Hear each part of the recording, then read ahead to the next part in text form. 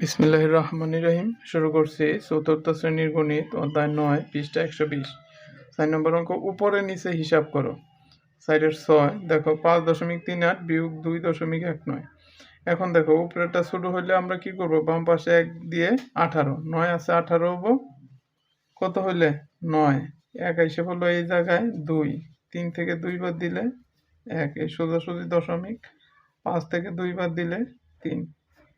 এই জায়গায় দেখো, এই জায়গায় নিচে কোনো সংখ্যা নাই, নিচে শূন্য তুমি দিতে পারো, না দিলেও চলবে।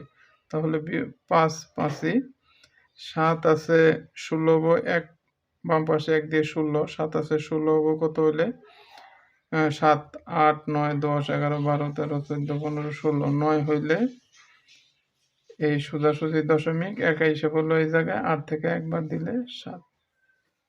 এখন দেখো, কিন্তু উপরে যদি খালি ঘর থাকে তাহলে বিয়োগের ক্ষেত্রে সেগুলো শূন্য দ্বারা ফিল আপ করে দিতে হবে।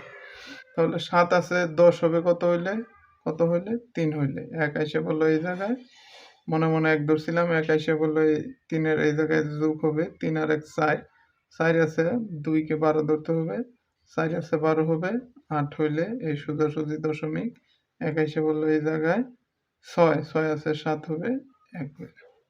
এখন দেখো 9 এর পরে কোনো সংখ্যা নাই, তাহলে বিয়োগের ক্ষেত্রে দশমিক দিয়ে 2টা শূন্য দিতে হবে। এখন শূন্যকে 10 ধরো, 2 আছে 10 হবে, 8 হইলে 1 আইয়ে পড়লো এই জায়গায় 5, 5 আছে 10 হবে, 5 হইলে সোজাসুজি দশমিক 1 এসে পড়লো এই জায়গায়, 9 থেকে 1 বাদ দিলে 8। এখন দেখো 10 নম্বর অঙ্ক, 7 থেকে 7 বাদ দিলে 0, 9 আছে 16 হবে কত হইলে 9 আছে 16 হবে 7 হইলে, 1 এসে পড়লো এই জায়গায় 4, 4 থেকে 4 বাদ দিলে 0, এই সোজাসুজি দশমিক এই 1 একই, নিচের শূন্যের কোনো বিয়োগের ক্ষেত্রে নিচের শূন্যের কোনো দাম নাই। অঙ্কগুলো খুবই সহজ, এইভাবে অঙ্কগুলো করবে। আর এইরকম অঙ্ক নিয়মিত পেতে চাইলে আমার চ্যানেলটি সাবস্ক্রাইব করে রাখবে এবং ফেসবুক পেজটি ফলো করে রাখবে।